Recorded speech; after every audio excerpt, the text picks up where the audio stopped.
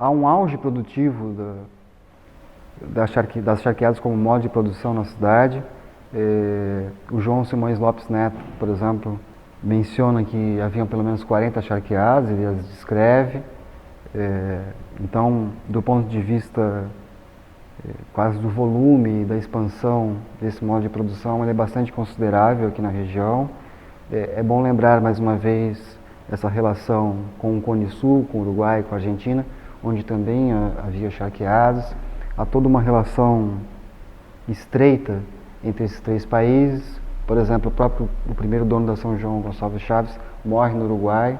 Ele tinha charqueadas lá também, assim como o Domingos José de Almeida tinha charqueadas e propriedades também no Uruguai. Então há toda uma relação mais macro-regional que é importante caracterizar. Bem, daí nós chegamos finalmente ao Passo dos Negros.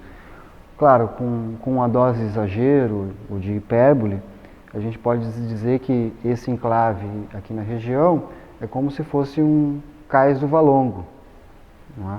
No sentido, claro, não numérico e demográfico, porque o Passo dos Negros funciona mais ou menos da mesma maneira, que é também um lugar de desembarque após chegar de Rio Grande, e é um lugar, portanto, de circulação de pessoas escravizadas, que estão sendo escravizados, mas também de mercadorias.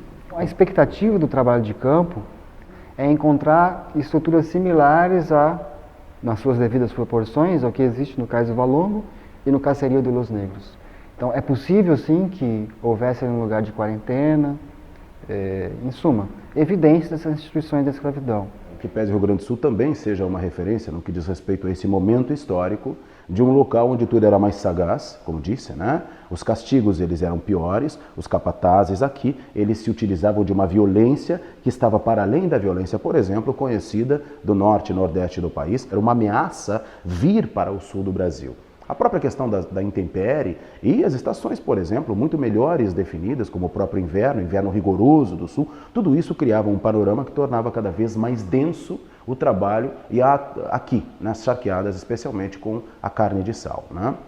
Mas a questão da insurgência, ela pontualmente precisa ser dita, para que se quebre o mito de que não havia resistência, de que não houve, por exemplo, constantemente a ideia de que aquele sistema que subhumanizava, que coisificava seres humanos, não era um sistema combatido.